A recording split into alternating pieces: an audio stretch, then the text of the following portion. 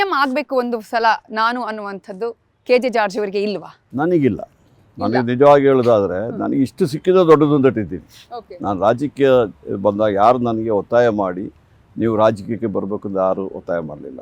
ನಾನು ನನ್ನ ಸ್ವಯಂ ಇಷ್ಟದಿಂದ ಬಂದಿದ್ದೀನಿ ಹೊರತು ಇವತ್ತು ಅದನ್ನು ತೀರ್ಮಾನ ಮಾಡುವವರು ಜನ ಮತ್ತು ಹೈಕಮಾಂಡ್, ಇದು ಅಷ್ಟೇ ಹೊರತು ನಾನು ಈಗಾಗಲೇ ಸಾಕಷ್ಟು ಅಧಿಕಾರವನ್ನು ಅನುಭವಿಸಿದ್ದೀನಿ. ಬಹುಶಃ ಬೇರೆಯವರಿಗೆ ಅವಕಾಶ ಮಾಡಲಿಕ್ಕೆ ನಾನು ರೆಡಿ.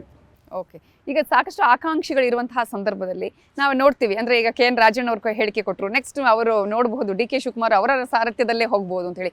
ಇಂತಹ ಹೇಳಿಕೆಗಳ ಬಗ್ಗೆ ಏನು ಅನ್ಸುತ್ತೆ ನಿಮ್ಗೆ? ಯಾಕಂದ್ರೆ ಔತಣಕೂಟ ಕೂಡ ಈಗ ಬಹಳ ಚರ್ಚೆ ಆಗ್ತಾ ಇದೆ. ಔತಣಕೂಟಕ್ಕೆ ನಾನು ಅಷ್ಟೊಂದು ದೊಡ್ಡ ಇಂಪಾರ್ಟೆನ್ಸ್ ಕೊಡೋದಿಲ್ಲ. ಔತಣಕೂಟ ಅದು ಮಾಮೂಲು, ಅದು ಯಾರು ಬೇಕಾದರೂ ಈಗ ನಾನು ಕರೆದುಬಿಟ್ಟು ಊಟ ಕೊಡ್ಬೋದು. ಅದಕ್ಕೆ ಬೇರೆ ಅರ್ಥ ಕೊಡೋದಕ್ಕೆ ಅದು ಕೊಡಬೇಕಾಗಿಲ್ಲ. ಔತಣಕೂಟ ನಾವು ಸೌಹಾರ್ದವಾಗಿ ನಮ್ಮ ಪಕ್ಷದವರು ನಾವೆಲ್ಲ ಜೊತೆಲಿ ಇರ್ತೀವಿ, ಸಹೋದ್ಯೋಗಿಗಳಾಗಿರ್ತೀವಿ, ನಾವು ಅದನ್ನು ಮಾಡ್ತೀವಿ ಹೊರತು ಅದಕ್ಕೇನು ದೊಡ್ಡ ಪ್ರದರ್ಶನ ಅಲ್ಲ. ಶಕ್ತಿ ಪ್ರದರ್ಶನ ಎಲ್ಲಿ ಮಾಡ್ಲಿಕ್ಕೆ ಆಗ್ತದೆ? ನಮ್ಮ ಕಾಂಗ್ರೆಸ್ ಪಕ್ಷದಲ್ಲಿ ಶಕ್ತಿ ಪ್ರದರ್ಶನ ಮಾಡಿ ಇಲ್ಲಿ ತನಕ ಯಾರು ಏನು ಗಳಿಸಿಕೊಳ್ಳಲಿಕ್ಕೆ ಆಗಲಿಲ್ಲ.